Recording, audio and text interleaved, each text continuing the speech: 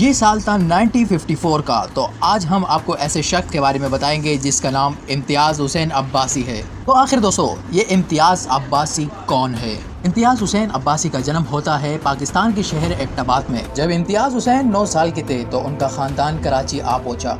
आते साथ ही उनके वालिद ने एक छोटे से इलाके में छोटी किराने की दुकान खोली, जहां से सब कुछ शुरू हुआ। 1950 और 1916 से कराची एक मुख्तलिफ शहर हुआ करता था, जहां गलियों के कोने पे एक छोटी छोटी दुकानें हुआ करती थी, जहां पर लोग महीने भर का सामान एक ही दुकान से खरीदते थे। ना कोई सुपरमार्केट थी और ना ही कैश सिस्टम था। दुकानदार सिर्फ भरोसे के ऊपर सारा सामान दे देते थे। उसी दौर में इम्तियाज़ हुसैन अब्बासी ने अपने वालिद के दुकान पर काम शुरू किया।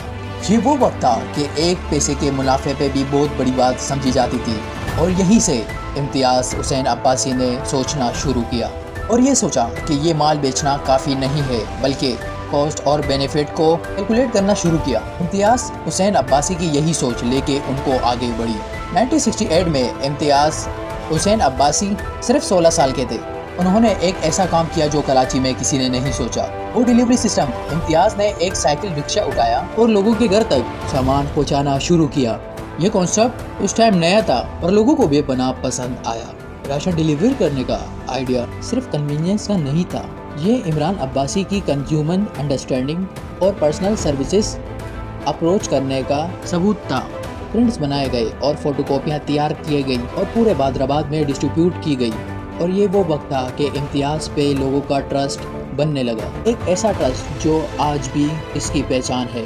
1978 में इम्तियाज़ अब्बासी ने सिंगापुर का सफ़र किया। उन्होंने वहां अल मुस्तफ़ा स्टोर को देखा। ये एक्सपीरियंस इम्तियाज़ अब्बासी के लिए एक टर्निंग पॉइंट साबित हुआ। जब इम्तियाज़ सिंगापुर से पाकिस्तान वापस लौटे, उन्होंने ये सोचा कि वो कराची में भी एक ऐसा मॉडलिंग एक्सपीरियंस क्रिएट करेंगे। उन्होंने ये एक्सपीरियंस अपने ही दुकान को मॉडर्न बनाकर शुरू किया। दुकान की लंबाई और चौड़ाई को बढ़ाया गया, दुकान की छत तक शेल्विंग्स बनाई गई और डेली प्रोडक्ट्स का डेटी सेक्शन बनाया गया। इम्तियाज़ का ये टारगेट था कि एक मेन्यू स्टोर बनाया जाए ताकि लोग अपनी सेल्फ सर्विसेज खुद कर सके।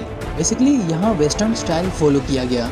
जहाँ फ्रंट स्टोर इम्पोर्टेंट होता है, वहाँ बैक स्टोर भी इम्पोर्टेंट होता है। और ये बात इम्तियाज़ अब्बासी पहले ही जान चुका था।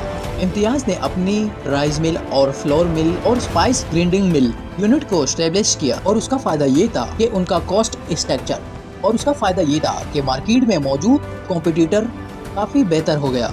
हाउस प्रोसेसेस का मतलब ये था होलसेल्स को किसी पर डिपेंड नहीं करना पड़ता था, और प्राइस कंट्रोल भी उनके हाथ में था। और उसका रिजल्ट ये था कि हर आम आदमी सस्ती और क्वालिटी वाली चीज़ें अफोर्ड कर पाता।